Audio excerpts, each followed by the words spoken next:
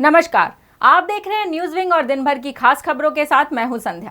खबर की शुरुआत करेंगे लालू प्रसाद की तबियत से। डोरंडा कोषागार से अवैध निकासी के मामले में सजा याफ्ता राजद सुप्रीमो लालू प्रसाद यादव की सेहत एक बार फिर नासाज हुई है।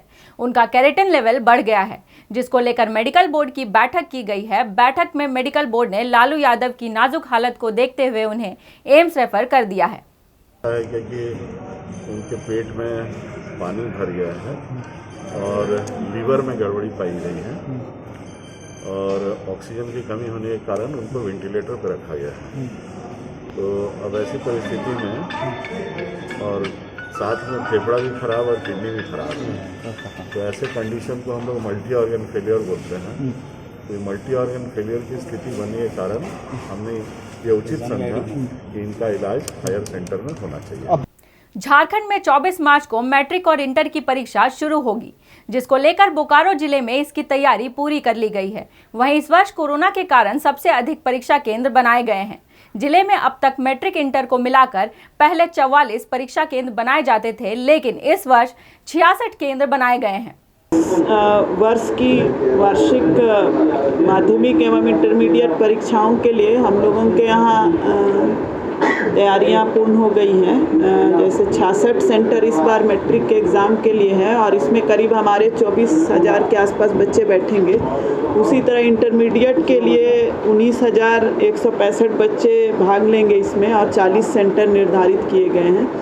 क्वेश्चंस पेपर की जहाँ तक बात है, हमारे दोनों ट्रेजरी में क्वेश्चन पेपर आ चुके हैं और आज हम लोग जो रोल सीट है और बच्चों का OMR सीट है वो भी वितरित कर दे रहे हैं। एक तरह से जो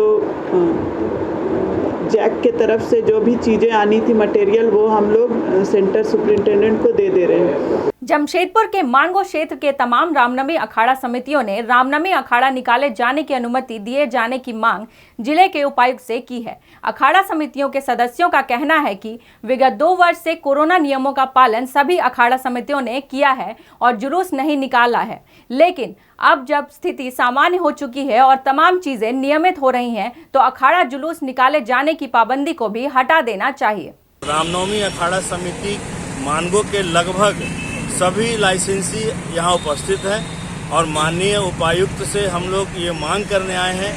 इस बार हम लोग रामनवमी का जो विजय जुलूस निकलता है वो 11 अप्रैल को हम लोग इस बार रामनवमी का विजय जुलूस निकालेंगे।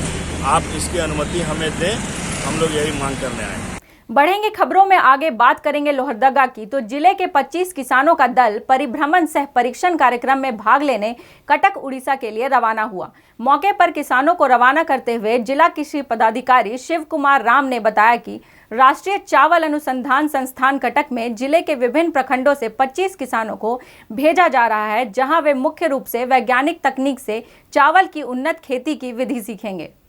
लोहरदगा की ओर से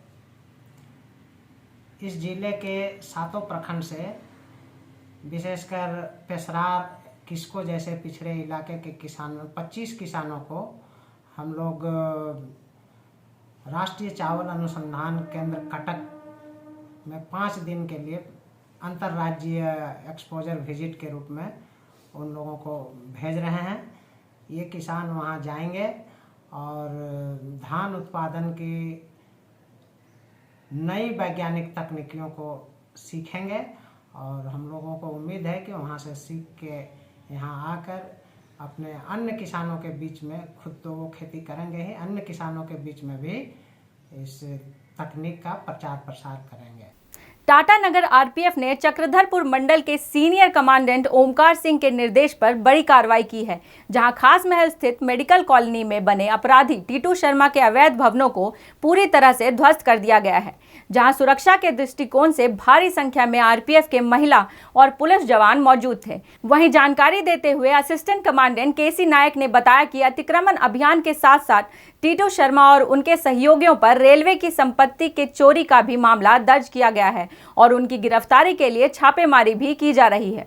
अनऑथराइज्ड घर मकान तोड़ा गया है, इसको ध्वस्त किया गया है, जो कि एंटी सोशल लोग इसको यूज कर रहे थे अनऑथराइज्ड। किसी पर कार्रवाई भी या गिरफ्तारी भी सर ऐसा? हाँ, उन लोगों के नाम पे केस हुआ है, इसको जांच भी चला रहा है। रेलवे संपत्ति चोरी का भी मामला था। हाँ, चोरी का ये मामला दर्ज हुआ है। उन लोगों के ऊपर छानबीन जारी है और उन लोगों को खोजबीन जारी है। मिलने से अरेस्ट करके जेल भेज दिया गया है। बोकारो में 28 और 29 मार्च को ट्रेड यूनियन द्वारा आहूत 2 दिवसीय देशव्यापी हड़ताल को सफल बनाने को लेकर संयुक्त ट्रेड यूनियन मोर्चा ने कारगली स्थित कल्याण मंडल में क्षेत्रीय मजदूर कॉन्वोकेशन आयोजित किया। इस दौरान वक्ताओं ने उपस्थित लोगों को संबोधित करते हुए कहा कि केंद्र सरकार मजदूर विरोधी नीतियों को लागू करने पर आमादा है। 2 दिवसीय यह हड़ताल मजदूरों की दिशा व दशा को तय करेगी। जो हड़ताल है 23 सूत्री मानव टेलेट हड़ताल है, देशव्यापी हड़ताल है। सिर्फ कोल नहीं, हिंदुस्तान में जितने पब्लिक सेक्टर है, टोटल पब्लिक सेक्टर में हड़ताल है। उसमें 23 सूत्री मुठ मान है। जो कोड है 40 टोट को 4 टोट किया जा रहा है, 44 टोट को 4 में किया जा रहा है। जो मजदूर का हक था, अधिकार था, हड़ताल करने का, धरना देने का, अपना बात रखने का अधिकार छीनने का प्रयास किया जा रहा है। और हमारा मुख्य मान है जेबीसीसीआई गठन नहीं हुआ अभी तक। जेबीसीसीआई का 11 गठन हुआ, जेबीसीसीआई का 11 अभी तक फैसला नहीं हुआ। अभी तक फैसला हो जाना चाहिए था। पेंशन बढ़ोतरी मुद्दा है और जमीन अधिग्रहण का मुद्दा है, विस्थापितों का मुद्दा है। एमजीएम अस्पताल से मरीज को लेकर रिम्स जा रहे एम्बुलेंस में Sakchi Gandhi Ghat water pump house के समीप शॉर्ट सर्किट से आग लग गई। चालक की सूझबूझ से एम्बुलेंस में मौजूद मरीज को सुरक्षित बाहर निकाल लिया गया। वहीं अग्निशमक यंत्र से आग पर भी काबू पा लिया गया, जिससे एम्बुलेंस पूरी तरह से जलने से बच गया।